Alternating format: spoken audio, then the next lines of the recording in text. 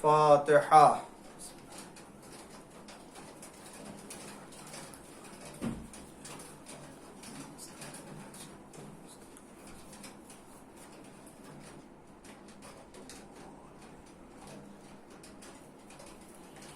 اعوذ باللہ السمیع العلیم من الشیطان اللعین الرجیم. بسم اللہ الرحمن الرحیم. الحمد للہ المعروف من غیر رؤیت والخالق من غیر منصبت. خلق الخلائق بقدرته واستعبد الأرباب بعزته وسعد العظماء بجوده. والصلاة والسلام والتحية والإكرام على البشير النذير السراج المنير حبیب الہ العالمین ابی القاسم محمد وعلى آلہ الطیبین الطاہرین المعصومین المظلومین المنتخبین المنتجبین الغر المیامین الذين أذهب الله عنهم الرجس وطهرهم تطهيرا. لا سيما الإمام المبين بقية الله في الأرضين الحجة الثاني عشر والمهدي المنتظر عجل اللہ تعالی فرجہ الشریف. اللہم لعن اول ظالم ظلم حق محمد وآل محمد وآخر تابع له على ذلك. اللہم لعن العصابة التي جاهدت الحسين وشايعت وبايعت وتابعت على قتله. اللهم لعنهم جميعا. أما بعد فقد قال الله الحكيم في قرآن الكريم وقوله الحق. بسم الله الرحمن الرحيم. فبشر عباد الذين يستمعون القول فيتبعون أحسنه. أولئك الذين هداهم الله وأولئك هم أولو الألباب. صلوات پڑھ دیجئے محمد وآل محمد. ناظرین کرام و سامعین محترم، عشرہ ماہ سفر کی یہ چھٹی مجلس ہے اور اسلام اور آزادی بیان کے عنوان سے مجالس کے اپنے معروضات کو آپ کے اذہان عالیہ تک منتقل کرنے کی سعادت حاصل کر رہا ہوں. اور گزشتہ کی مجالس سے بھی یقیناً ایک حد تک آپ نے احساس کیا ہوگا کہ پروردگار عالم نے قرآن کریم میں غور کرنے، فکر کرنے اور تدبر کرنے کی دعوت دیتا ہے مسلمانوں کو، انسانوں کو. افلا یتدبرون یا افلا تعقلون. کیا وہ لوگ نہیں سمجھتے؟ کیا وہ لوگ غور فکر نہیں کرتے؟ یا وہ فکر نہیں کرتے، تدبر نہیں کرتے؟ قرآن کریم نے متعدد مقامات پر انسانوں کو، خاص طور سے اللہ کے اوپر جو ایمان رکھتے ہیں، انہیں غور کرنے اور فکر کرنے کی طرف دعوت دی ہے. اور غور و فکر اسی وقت ہوتا ہے اور فکر ہوتی ہے کہ جس وقت انسان کے سامنے چند افکار اور چند نظریات ہوں، وہ چاہے خدا کے بارے میں ہو یا کائنات کے سلسلے میں ہو یا وجود پروردگار کے سلسلے میں ہو. یا پھر آخرت کے اور قیامت کے سلسلے میں ہو، اور حق کے راہ میں ہو، باطل کے سلسلے میں ہو، تو ان تمام حق اور باطل کے سلسلے میں اگر دنیا کے پاس نظریات ہیں تو ان کے نظریات میں بھی غور کرنے کی دعوت دیتا ہے اسلام، اور دنیا کو اسلام کے نظریات اور اسلام کے افکار کے سلسلے میں بھی دعوت دیتا ہے کہ تم غور کرو، فکر کرو خدا کے بارے میں، اللہ کے بارے میں، رسول کے بارے میں، انبیاء کے بارے میں، آیا کسی نبی کا خدا کی طرف سے ہونا ضروری ہے یا نہیں، اور اسی طریقے سے نبی جب نہیں ہے تو آیا کسی ایسے ذمہ دار کا ہونا ضروری ہے یا نہیں کہ جو نبی کی طرح ہی سے امت کی رہبری کر سکے، امت کی قیادت کر سکے، ان کی ضرورت کو پوری کر سکے، اور جب یہ طے ہو جائے گا تو پھر ان کے حکم کے سامنے ہمیں سر تسلیم خم کر دینا ہے۔ تو میں نے آپ کے سامنے عرض کیا کہ کتنے ایسے مقامات ہیں جہاں اسلام نے خود قرآن کریم میں اس بات کی دعوت دی ہے کہ تم آزادی سے اپنے نظریات اور بغیر کسی قید و شرط کے تم خدا کے شاہکار اور خدا کی نشانیوں کو غور کرو، تب تو تمہیں راستہ ملے گا، تبھی تمہیں جو ہے وہ صراط مستقیم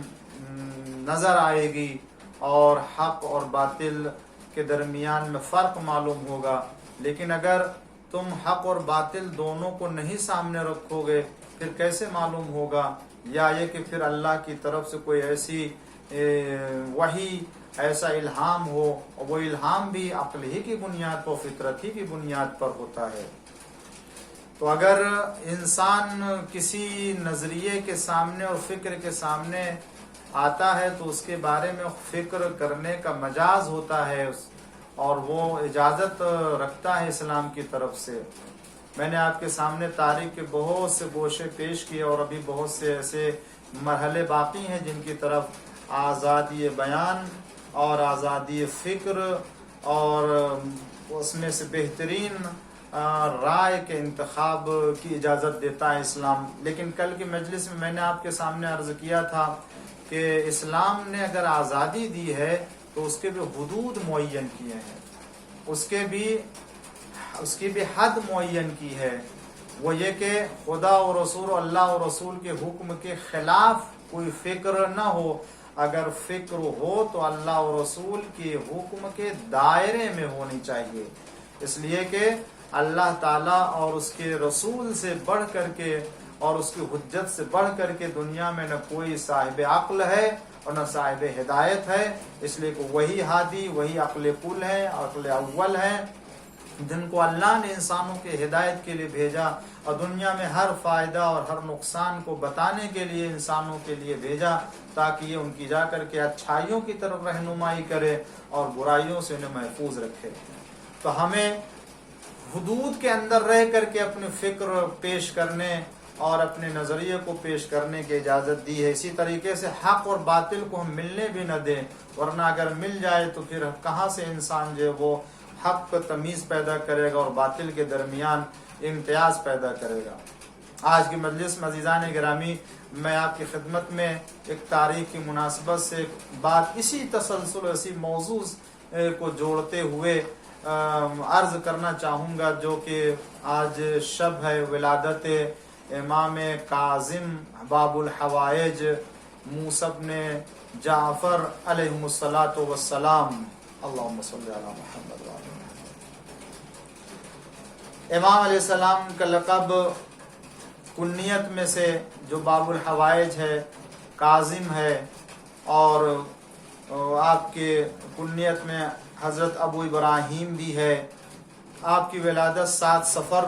سن 128 ہجری کو مقام ابواں میں ہوئی، جو مکہ مکرمہ و مدینہ منورہ کے درمیان میں واقع ہے۔ اور اس سلسلے میں اس وقت آپ کا سن مبارک کہ جس وقت روایت میں وارد ہے کہ آپ کی وفات بھی جو ہے وہ سندی بن شاہی کے قید میں وفات ہوئی ہے، جس وقت آپ کی عمر مبارک 55 سال کی تھی۔ آپ کی والد گرامی ام ولد تھیں، جو کبھی حمیدہ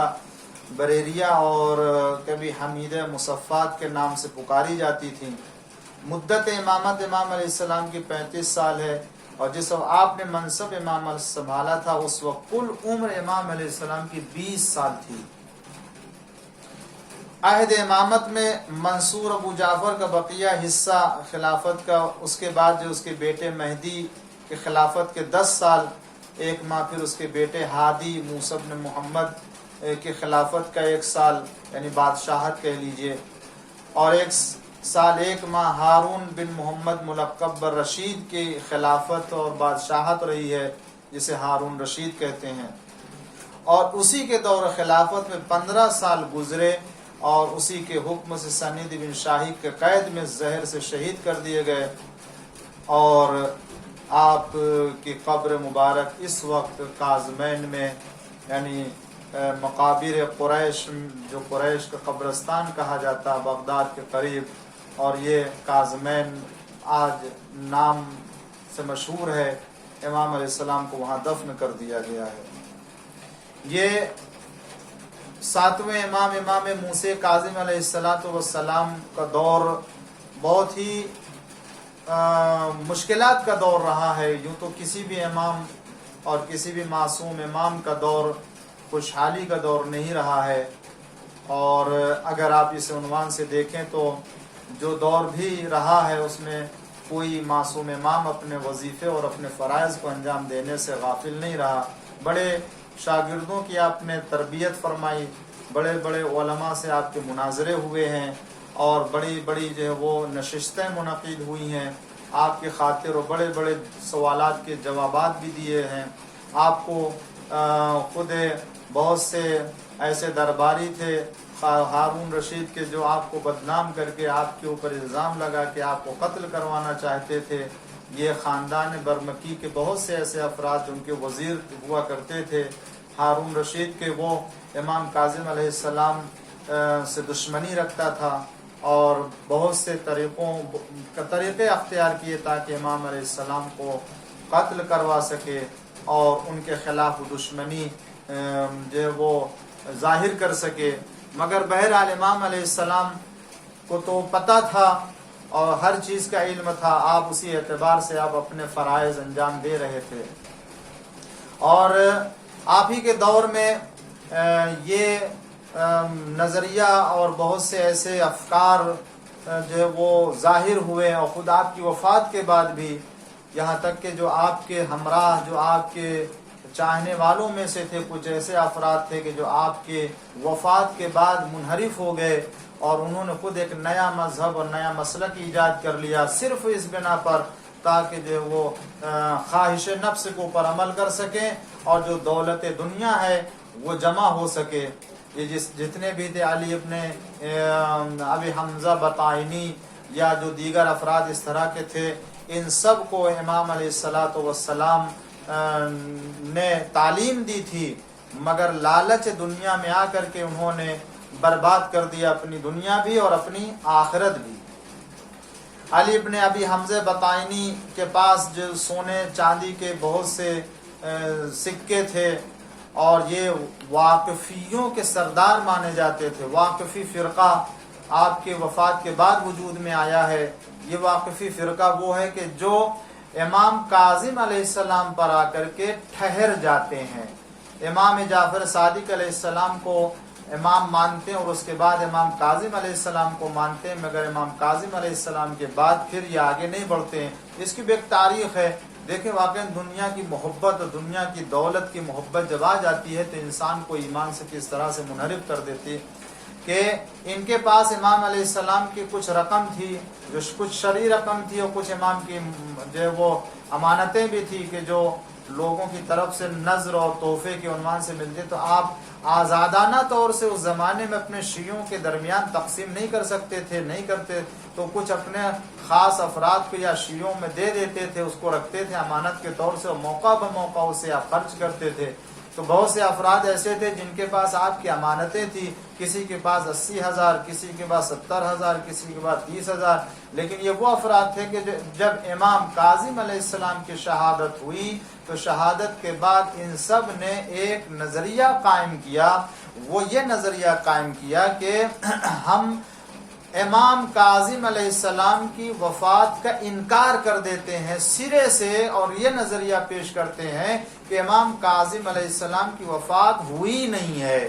جب امام کاظم علیہ السلام کی وفات نہیں ہوئی ہے تو امام کاظم علیہ السلام کے بعد ان کا کوئی وصی اور کوئی جانشین نہیں آئے گا، اور جب ان کا کوئی وصی اور ان کا کوئی جانشین نہیں ہوگا تو جتنی دولت ہے، جتنی بھی امانتیں، ان سب امانتوں کو اپنے پاس رکھیں گے اور اس کو جو ہے وہ ان تک منتقل نہیں کریں گے، اور جب مانگیں گے تو یہ کہہ سکیں گے کہ ان کی تو وفات ہی نہیں ہوئی. جب ان کی وفات نہیں ہوئی تو پھر آپ ہوتے کون ہیں مانگنے والے؟ اس طرح سے. اور یہ لوگ اس کا عقیدہ رکھتے تھے کہ یہی امام مہدی ہیں، یہی ظہور کریں گے. اس طرح کے بہت سے نظریات جو ہے وہ انہوں نے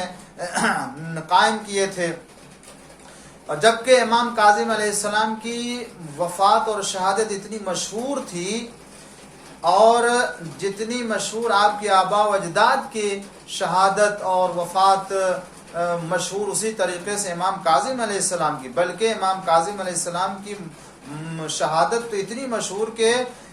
کسی اور کے سلسلے میں، اسی لیے قید خانے میں جب آپ کی شہادت ہوئی تو خود ان لوگوں نے بغداد کے پل کے اوپر رکھ کر کے باقاعدہ اعلان کیا کہ یہ رافضیوں کے امام ہیں کہ جو اس عالم میں آؤ، تم ان کو لے کر کے جاؤ. یہ اعلان کیا اور دیکھ لو آ کر کے کہ یہ وفات پا گئے، اور اپنی موت سے انہوں نے ظاہر کیا کہ اپنی موت سے اگرچہ شہادت ہوئی اور آپ کو زہر کے ذریعے سے شہید کیا گیا تھا، لیکن کہنے کا مطلب یہ کہ یہ اعلان کرنا، پورے بغداد پر رکھنا اور قید خانے میں شہادت ہونا، لوگوں کو بلا کے دکھانا، یہ سب اتنا عام اور اتنی شہرت تھی کہ کوئی یہ کہہ ہی نہیں سکتا تھا کہ امام کاظم علیہ السلام کی وفات نہیں ہوئی ہے.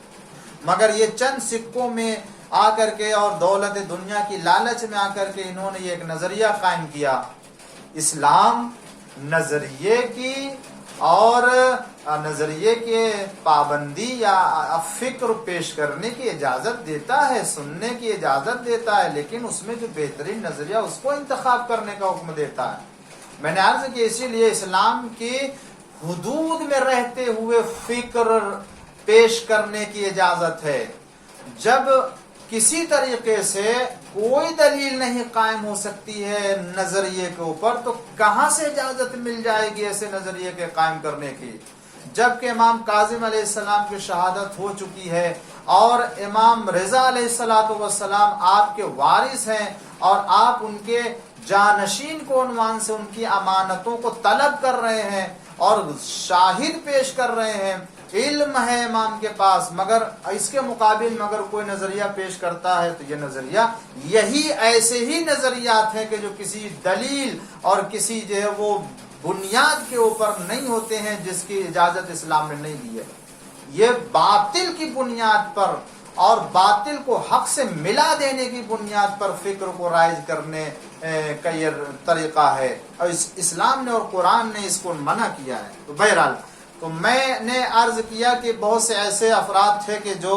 امام کاظم علیہ السلام کی زندگی میں تھے، مگر ان لوگوں نے امام علیہ السلام کی وفات کا انکار کر کے اسے اپنے پاس رکھنے کی غرض سے یہ فکر اور یہ نظریہ رائج کیا. یہاں تک کہ ایک چاہنے والا تھا جس کو معلوم تھا کہ امام علیہ السلام کی وفات ہو چکی ہے، اس نے اعلان کرنا شروع کیا، لوگوں کو آگاہ کرنا شروع کیا. مگر جب یہ علی ابن ابی حمزہ بطائنی اور اسی طرح سے جو سردار کہے جاتے تھے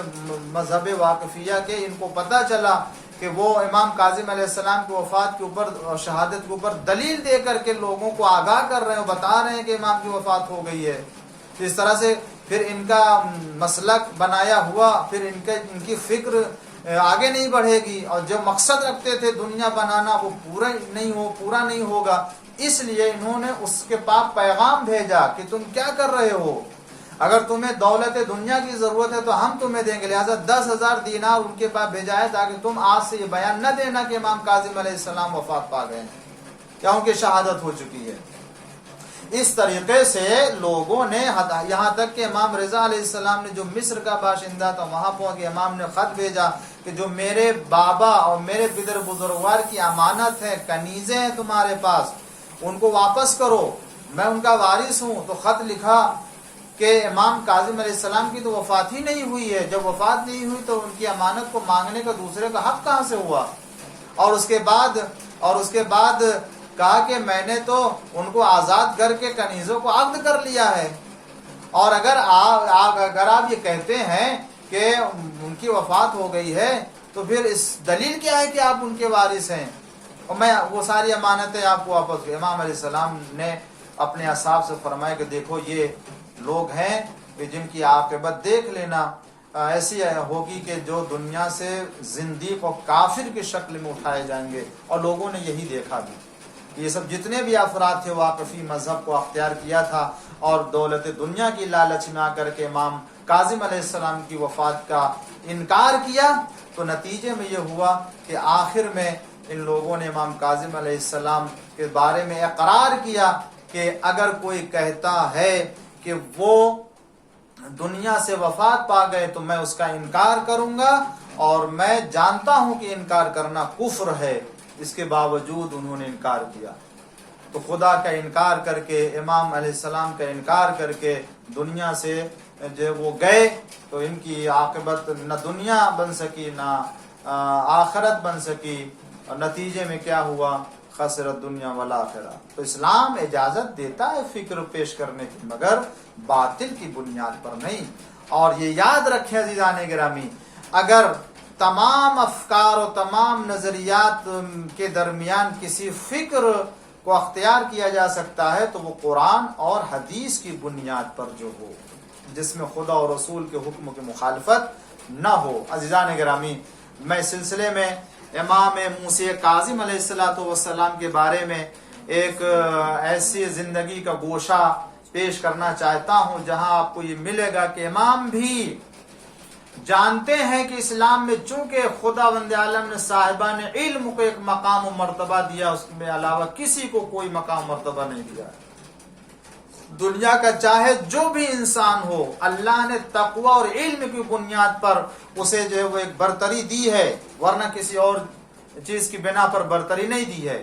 لہذا آپ دیکھیں امام کاظم علیہ السلام نے اسی حوالے سے لوگوں کو آگاہ کیا کہ اسلام میں ہر ایک کا مرتبہ، ہر ایک کا جو ہے وہ درجہ مشخص ہے، معین ہے. کوئی کسی کے اوپر برتری نہیں رکھتا ہے کہ اگر آپ مسجد میں آ گئے، خانہ کعبہ میں آ گئے تو پھر آپ کے علاوہ کوئی ہے ہی نہیں. خاص طور سے خانہ کعبہ، مسجد میں سب برابر ہیں، اور یہاں پر کسی کو اوپر برتری حاصل نہیں ہے.